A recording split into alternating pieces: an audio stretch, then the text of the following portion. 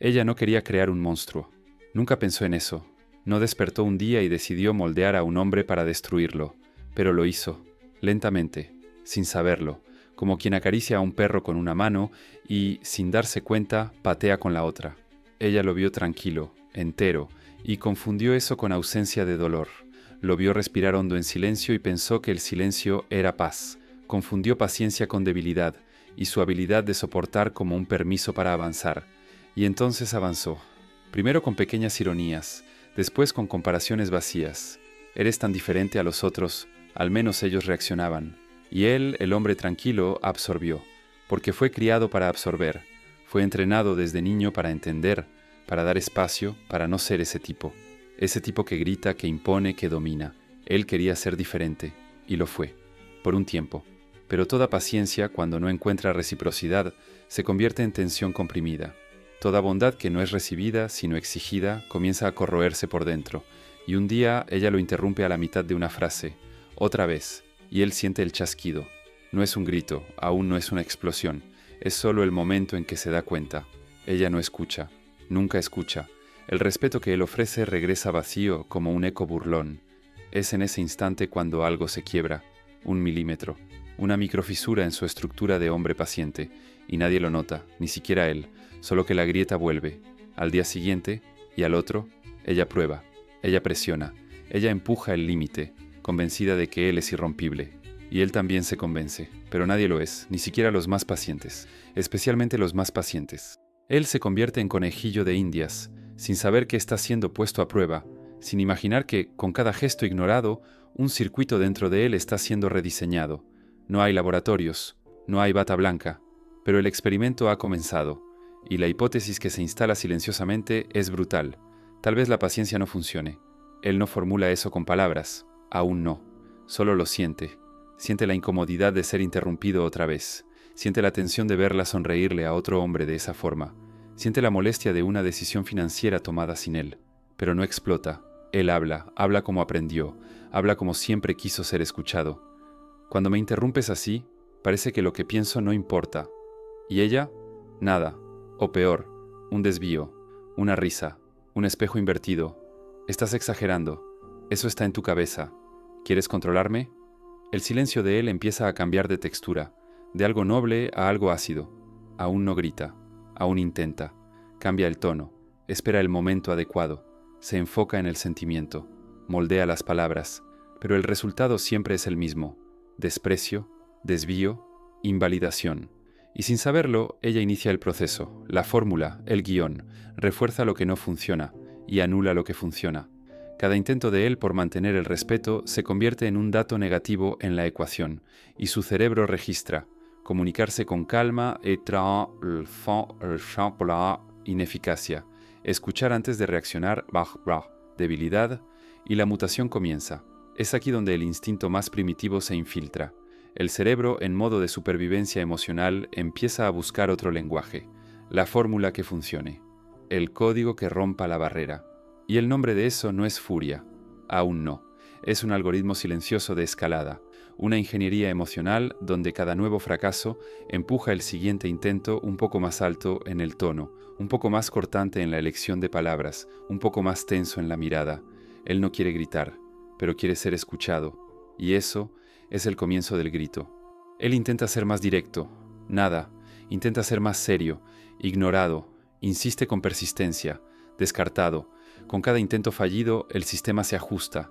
Si la paciencia no mueve, es porque algo más denso será necesario, y él, en contra de todo lo que cree, empieza a subir el tono, lentamente, aún con vergüenza, aún con frenos internos, pero sube, por semanas, meses, tal vez años. El hombre paciente no quiere volverse furioso. Lucha contra eso como quien lucha contra la fiebre, sabiendo que si sube demasiado, quema todo el cuerpo. Entonces cambia de estrategia, intenta ser gracioso, romántico, espera el momento adecuado, elige el lugar, le quita peso a las palabras, pide con cariño. Nada funciona. El sistema ya está programado, solo un tipo de lenguaje atraviesa su barrera, el que amenaza, el que desestabiliza, el que impone, el grito, la mano golpeando la mesa, el tono de ruptura. Solo cuando finalmente alza la voz, no por impulso, sino por agotamiento, algo cambia. Ella escucha, ella responde, ella retrocede, tal vez incluso pida perdón, tal vez diga que entendió. Y es en ese momento cuando el experimento se concluye. Ella lo condicionó, ella selló la mutación. El mensaje quedó claro. La paciencia no mueve, la rabia sí. El respeto es ruido, la agresión es idioma. Y entonces él se detiene, no por fuera, por dentro. Algo dentro de él se calla. No es paz, es el silencio de la derrota. Se da cuenta de que para ser escuchado necesita ser lo que siempre combatió, y eso rompe algo más profundo que cualquier discusión, rompe la identidad. La tragedia no es el grito, es lo que viene después del grito, su mirada en el espejo, el susto, el extrañamiento, el inicio del desprecio hacia sí mismo. Se ve usando las mismas armas de los hombres que él juzgaba débiles, cobardes, tóxicos, solo que ahora lo entiende. Entiende por qué las usaban, entiende por qué funcionaban, y eso destruye. Él empieza a dudar de sí mismo. La duda no es un grito, es un susurro cortante. ¿Soy yo el problema? ¿Siempre fui así y apenas ahora lo veo? ¿Será que solo soy otro hombre furioso disfrazado de paciente? La culpa se mezcla con el asombro. La memoria de quien fue comienza a desvanecerse, como una foto dejada al sol, pero la respuesta no está en el temperamento, está en el condicionamiento. Fue entrenado, educado para reaccionar así, gota a gota, no por deseo, por necesidad. Ella no escuchaba otro idioma, y ahora el idioma de la rabia se volvió el único canal abierto, el único código funcional. Pero lo que vuelve todo más cruel es que ahora, incluso cuando ella responde, no es por respeto, es por miedo, miedo a la ruptura, miedo al caos, miedo a la pérdida, y él lo siente, lo percibe. La respuesta de ella no viene del corazón, viene del instinto de autoprotección, y eso lo destruye aún más. Él grita, ella escucha, pero es una escucha vacía, una escucha con los ojos bajos, con los hombros encogidos. Él habla, ella acepta, pero con un silencio tenso, no con comprensión. El grito se volvió herramienta, y eso convierte la rabia en adicción. Ambos odian en lo que se han convertido. Ella lo ve como el hombre que necesita explotar para ser notado.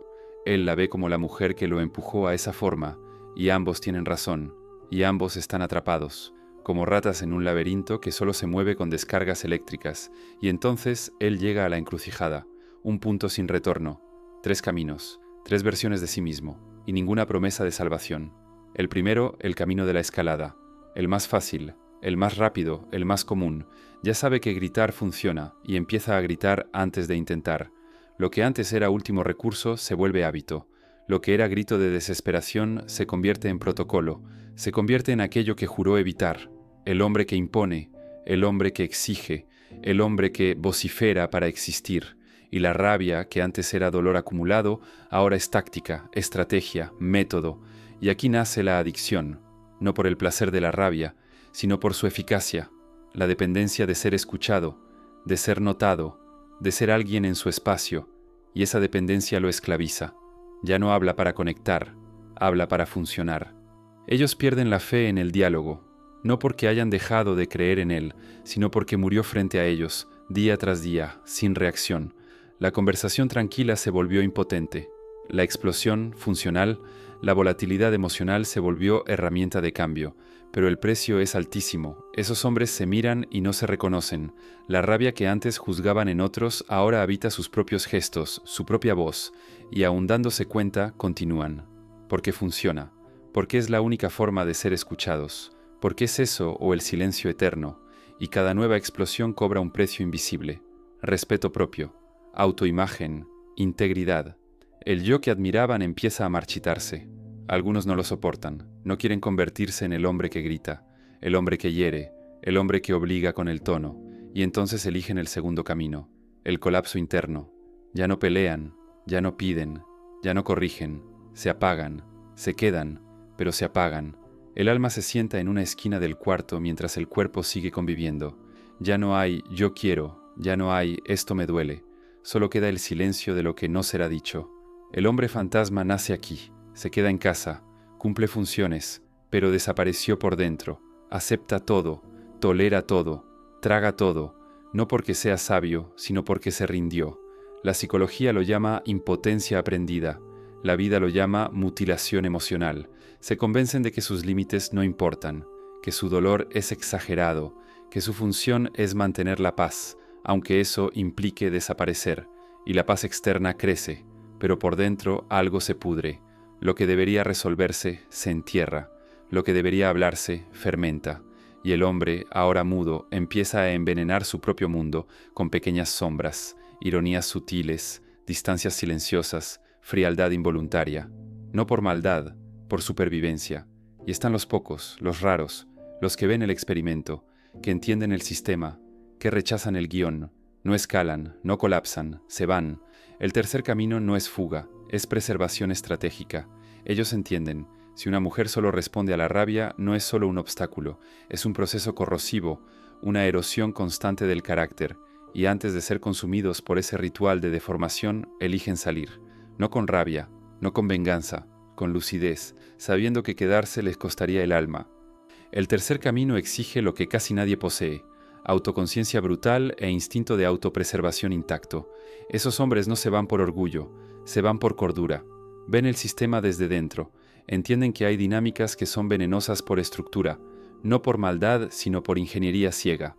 Permanecer en un vínculo que exige que te destruyas para ser notado no es amor, es desintegración lenta. No importa cuánto llore ella después, cuánto diga que va a cambiar, cuánto repita que no era su intención. La intención no anula la estructura, y la estructura está deformando, porque este proceso no nace de la crueldad, nace de la repetición, de la respuesta selectiva. Ella no decide ignorar al hombre tranquilo y escuchar al hombre furioso, simplemente reacciona con más intensidad cuando la energía es más agresiva. La frase dicha con respeto parece opcional, la dicha con rabia, innegociable, y su cerebro codifica eso. La primera petición es sugerencia, la segunda es urgencia, y cuando ella responde solo ante la urgencia, enseña, sin saberlo. Enseña que la rabia mueve, y el cerebro de él aprende. La repetición se transforma en refuerzo. Los psicólogos ya lo sabían. El refuerzo intermitente es el tipo de respuesta más adictiva. Pero lo que ocurre aquí es aún más perverso. El refuerzo es emocionalmente selectivo. Cuanto más cargada está la emoción, mayor es la tasa de éxito. Cuanto más tranquilo es él, más fracasa. Y el cerebro de él, diseñado para repetir lo que funciona, empieza a hacer la transición. No lo nota al principio, pero un día ya llega con el tono más alto, porque aprendió que solo así ella escucha. Y esa mutación, pequeña e invisible, es lo que empieza a borrar su esencia. No es una conspiración, no es un plan maligno, es un guión biológico, un experimento silencioso con resultados previsibles. La rabia se transforma en lenguaje funcional, el respeto en ruido ineficaz, y el hombre paciente, entrenado desde niño para controlar su fuerza, se ve obligado a usarla como código de supervivencia, no por elección, por adaptación. Existe una ilusión que acelera todo, la ilusión de la urgencia. Cuando él finalmente explota y ella finalmente escucha, ambos creen que la rabia fue proporcional a la gravedad, que ahora sí el problema era serio, pero no lo era, siempre lo fue. Lo que cambió no fue el peso del hecho, fue la acción o el volumen de la entrega, y esa ilusión es devastadora, porque crea una métrica perversa. Solo lo que grita importa, solo lo que amenaza es tomado en serio, y poco a poco, sin que se den cuenta, la base que sostiene cualquier relación sana, el respeto, empieza a desmoronarse. Cuando ella solo responde a la rabia, dice sin decir, tu calma no vale nada, tu respeto es invisible, y él escucha, no de su boca, sino del reflejo. Empieza a darse cuenta de que su mejor versión no tiene valor aquí, que su tono cuidadoso, su intento de preservar el vínculo, su elección por la dignidad, todo eso es moneda inútil en este mercado emocional. La comunicación que lleva sus valores se vuelve papel roto, y la única que genera resultado es la que hiere, la que rompe, la que lo desfigura. Y ella al mismo tiempo empieza a verlo como alguien que grita demasiado, alguien agresivo, impredecible, peligroso, pero no conecta los puntos. No ve que ese grito nació de su eco, que fue la ausencia de respuesta lo que enseñó la intensidad. Para ella, él se volvió difícil, complicado, y eso cierra el ciclo. Él pierde el respeto por ella porque necesita romper para existir. Ella pierde el respeto por él porque él rompe. Ambos ven al otro como el responsable. Ninguno ve su propio reflejo en la destrucción, y entonces lo que antes era solo un problema de comunicación se convierte en una falla sistémica. Él ya no sabe si ella lo valora de verdad, porque si lo valorara, escucharía su forma más sincera de hablar, y ella empieza a dudar de su carácter.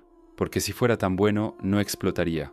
El respeto se evapora, la imagen del otro se distorsiona, la conexión se convierte en un campo minado, lo que era amor se vuelve una lucha por demostrar quién está menos equivocado. Y el hombre paciente cae en la trampa final, la percepción de que, para funcionar en ese amor, necesita dejar de ser quien es, que el respeto que siempre llevó como valor no sirve aquí, que la única moneda válida en esta economía es la que odia usar, pero que ella enseñó a funcionar, y en ese punto ya no está solo atrapado, está deformado, por dentro y por fuera. La sociedad pasó décadas enseñando que la rabia es veneno, que alzar la voz es abuso, que cualquier forma de intensidad masculina es señal de masculinidad tóxica. Un hombre de verdad dialoga, un hombre maduro escucha y espera, y él escuchó, él esperó, él creyó. Pero cuando entra en la relación, la práctica contradice el ideal, porque la mujer que dice querer a un hombre tranquilo es la misma que solo reacciona cuando él hiere, no por maldad, no por manipulación, sino porque el sistema a su alrededor le enseñó a reaccionar al impacto, no al cuidado, y entonces él es colocado en un ahorcamiento psicológico. Si grita es el monstruo, si no grita es el fantasma, si se impone es tóxico, si se calla es ignorado, está condenado sin importar lo que elija. Y el dilema no es solo emocional, es existencial. Siente que cualquier decisión lo traiciona. Gritar traiciona sus valores, callar traiciona sus necesidades, y el cuerpo empieza a cargar ese conflicto, se consume, porque cada gesto viene con culpa, cada intento de ser escuchado viene con vergüenza, y el silencio también viene con dolor. Y lo más cruel es que, muchas veces, esas mujeres se ven a sí mismas como defensoras de la nueva masculinidad. Dicen que quieren escucha, respeto, calma, pero crean, sin darse cuenta, ecosistemas donde eso se castiga con olvido, donde la gentileza se vuelve invisibilidad. La raíz de esta mutación está en la guerra por atención. La mujer contemporánea vive bombardeada. Mensajes, estímulos, tareas, exigencias. Todo demanda respuesta, todo exige reacción. Y en ese entorno saturado, la comunicación tranquila se percibe como no urgente. No es que no le importe, es que no lo nota. El tono bajo se mezcla con el ruido. La gentileza se confunde con irrelevancia. Y su cerebro, adicto a priorizar lo que grita, simplemente archiva el dolor del hombre que habla demasiado bajo. Entonces cuando él dice, me gustaría que me avisaras si vas a llegar tarde, eso se vuelve un pendiente más, arrojado junto a recordatorios de compras y correos sin leer. Pero cuando dice, estoy harto de que irrespetes mi tiempo como si no valiera nada, ahí ella se detiene, lo mira, reacciona. No porque lo ame más en ese momento, sino porque su cerebro aprendió a reaccionar al fuego, no a la brisa. Y en ese instante la tragedia se repite. Ella refuerza lo que destruye, ignora lo que construye, y él aprende, otra vez. Pero cuando finalmente se permite alzar la voz, todo cambia. La atención llega, instantánea, casi automática, como si el grito rompiera una membrana invisible. La rabia ya no es solo emoción, es un código que atraviesa directo los filtros de banalidad y toca el centro de su sistema. El cerebro reacciona, el cuerpo responde. Hay algo en el tono, en la vibración, en la urgencia del gesto que activa mecanismos antiguos, amenaza de ruptura, peligro emocional. Y en ese instante, lo que era postergable se vuelve prioridad. Lo que era desechable se vuelve crisis. Ella se enfoca, ella responde, no porque lo haya decidido, sino porque su cuerpo decidió por ella. No es manipulación, no es elección, es ancestral. El cerebro humano fue moldeado para reaccionar a lo intenso, porque hace milenios lo intenso significaba supervivencia. Grito era lobo, tensión era emboscada, la voz tranquila podía esperar, la emoción fuerte no. Y esa biología ancestral, arrojada al escenario moderno de las relaciones, destruye al hombre paciente sin que nadie lo note, porque ella no nota que está enseñando, y él no nota que está siendo entrenado. Y los que más sufren no son los rudos, son los tranquilos, los que intentan, los que insisten, los que ofrecen 100 puertas abiertas antes de tocar una, porque es precisamente esa paciencia la que permite que el experimento siga hasta el final. El hombre impaciente impone pronto, marca territorio, exige ser escuchado, a veces incluso de forma equivocada, pero él delimita, él condiciona la respuesta desde el inicio. En cambio, el paciente, él espera, da espacio, da tiempo, da todo, y es ahí donde nace la tragedia, porque ella aprende a ignorar, aprende sin querer, practica el desvío, perfecciona la indiferencia, y cuando por fin él usa la rabia, el sistema ya está moldeado. La respuesta ya está programada. Solo lo intenso atraviesa, solo lo urgente mueve. Y la voz tranquila, la que él tanto luchó por mantener viva, ya se volvió música de fondo. Ya se volvió nada. El paradojo del paciente es el más cruel. Los hombres más devotos a la comunicación sana son los primeros en verla hecha trizas. La virtud se convierte en vulnerabilidad, la calma en trampa. El compromiso con el diálogo respetuoso se transforma en la cuerda que ahorca su propio desarrollo emocional, porque cuanto más intentan hacer lo correcto, más se les entrena a abandonarlo. Y cuando por fin escalan, cuando la voz sube, el puño se cierra, la mirada se endurece, algo sucede. La respuesta llega, pero no es lo que ellos creen que es. Ellos creen que, por fin, fueron comprendidos, que el grito rompió la burbuja, que la emoción demostró cuánto importaba todo aquello, pero no fue eso. Ella no entendió mejor. Solo sintió que el suelo tembló. La alarma interna se disparó. La estabilidad de la relación pareció amenazada, y su cerebro, programado para restaurar el orden, reaccionó. Ella no responde por empatía, responde por urgencia. Y eso es lo que él no ve. Él cree que, finalmente, su dolor fue notado. Ella cree que él exageró por nada, y el ciclo vuelve a empezar. Ella cree que él perdió la razón por algo pequeño, pero no fue pequeño, fue acumulado, una colección de pequeñas negaciones que se volvieron una sola explosión, y él cree que su rabia creó conexión, pero no la creó, solo creó control temporal, reacción, miedo, y es en ese ruido mutuo donde el lazo se deshace. Él cree que ganó, ella cree que sobrevivió. Ninguno entendió nada. Lo más trágico es que ella, sin querer, le enseñó a acceder a su sistema de emergencia como única vía de comunicación. Es como si hubiera instalado un botón de pánico y dijera, sin palabras, aprieta esto si quieres que te tomen en serio. Y él lo apretó, no porque quiso, porque aprendió. Y ahora cree que está siendo escuchado. Ella cree que él se volvió agresivo. Ambos están equivocados, ambos están heridos, ambos están atrapados. El aspecto más perverso de ese condicionamiento no está en la explosión, está en lo que viene antes, en la descomposición lenta. Él no despierta y decide ser rabioso, lo van empujando, centímetro a centímetro, petición tras petición, rechazo tras rechazo. La muerte de la paciencia no es un evento, es un proceso. En el primer mes todavía cree, habla con calma, ve el fallo y lo racionaliza. Seguramente estaba distraída. En el tercer mes ya intentó varias formas, pero aún tiene fe. Tal vez necesito elegir mejor el momento. En el sexto mes empieza a dudar de sí mismo. ¿Será que me estoy expresando mal? En el noveno mes la rabia ya respira dentro, pero él la contiene. No voy a ser ese tipo que le grita a una mujer. En el doceavo grita, y ella responde. El ciclo se cierra, el entrenamiento termina, la mutación se instala, pero es solo cuando el silencio vuelve que él se da cuenta de lo que perdió. Ya no se ve como alguien capaz de cambiar el ambiente con palabras tranquilas, ya no confía en su forma natural de expresarse. La rabia se volvió una herramienta confiable, el respeto, un lujo ineficiente, y eso lo desgasta por dentro, porque sabe que no era así, pero también sabe que ahora lo es.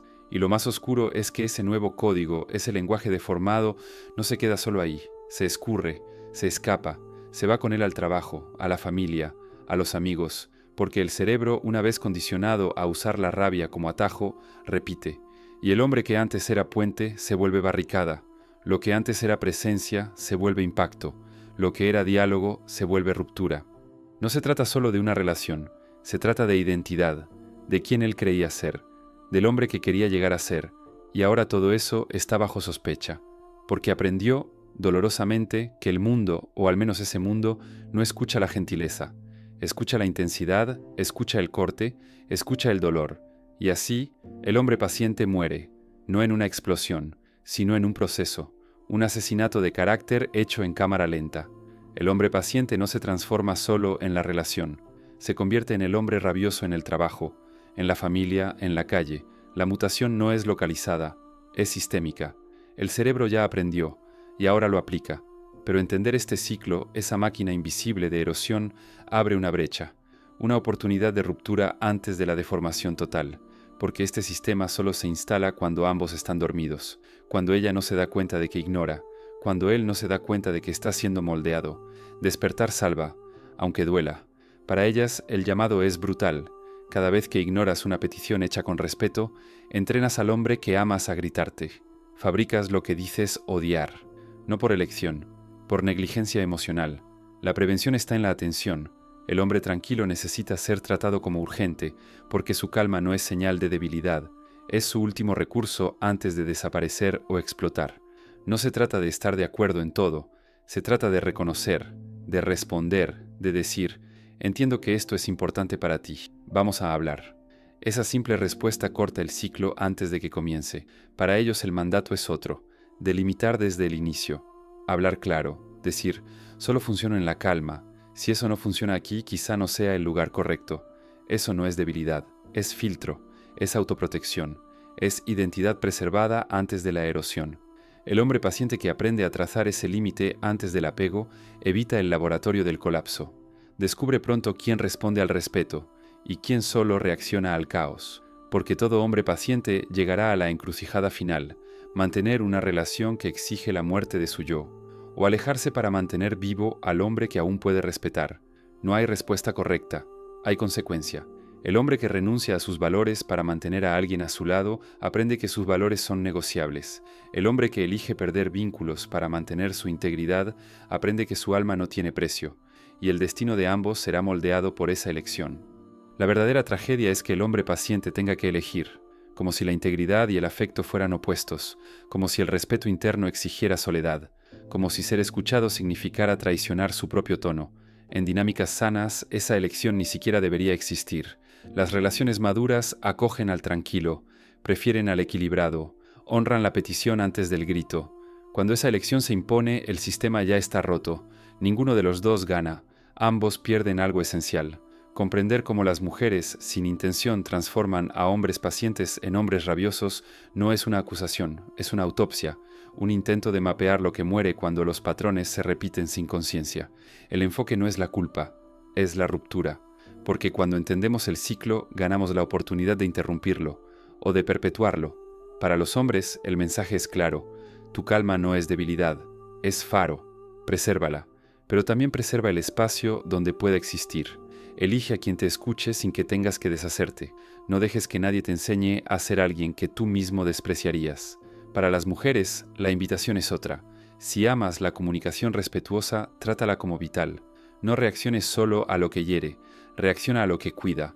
Honra la petición tranquila con la misma seriedad con la que responderías a un ultimátum. Porque cuando ignoras al buen hombre, fabricas al hombre que temes. Y cuando él se convierte en eso, los dos ya están en ruinas. No se trata de abolir la rabia tiene su lugar, pero cuando se convierte en la única vía de contacto, la relación deja de ser un puente, se vuelve una trinchera. Cuando el hombre paciente necesita volverse rabioso para ser escuchado, todo el sistema se pudre, y todos salen heridos. La comunicación no debería exigir violencia para ser tomada en serio, y la paciencia no debería ser castigada con silencio. Este dilema no es solo íntimo, es colectivo, cultural. Estamos moldeando una sociedad donde los hombres más devotos al diálogo están siendo sistemáticamente forzados a destruirlo. Entender ese patrón es el primer paso, interrumpirlo es el siguiente, y mantenerse entero, a pesar de todo, es la única forma de ganar sin gritar. Ya entendiste, ¿verdad? No es ella, no es él, es el hierro caliente que se repite. Es el espejo roto que nadie se atreve a mirar. Puedes seguir diciendo que no es para tanto, pero mientras tanto, tu voz se vuelve más aguda, tus ojos más secos, tu silencio más amargo. Todo hombre paciente camina sobre una cuerda invisible, pero no se da cuenta de que, con cada petición ignorada, esa cuerda se convierte en horca. Él no grita para dominar, grita porque está colgado. ¿Y tú? ¿Vas a seguir poniendo a prueba los límites creyendo que son irrompibles? No necesitas escucharme. Necesitas escuchar lo que susurra dentro de ti cuando su voz empieza a cambiar, porque hay un punto sin retorno, y siempre es silencioso. Comenta: yo mando sin decir nada. Si entendiste, si lo sentiste, si sangraste en silencio antes de explotar. Lo que está en juego no es el fin de una relación, es la muerte lenta de un hombre que solo quería ser respetado, sin gritar, sin romperse, sin volverse sombra de sí mismo. Si retrocedes, no es el mundo el que te aplastará. Es la vergüenza que te devora por dentro. Si aguantaste hasta aquí, aguanta lo que viene después. Nos vemos en el próximo laberinto, en silencio.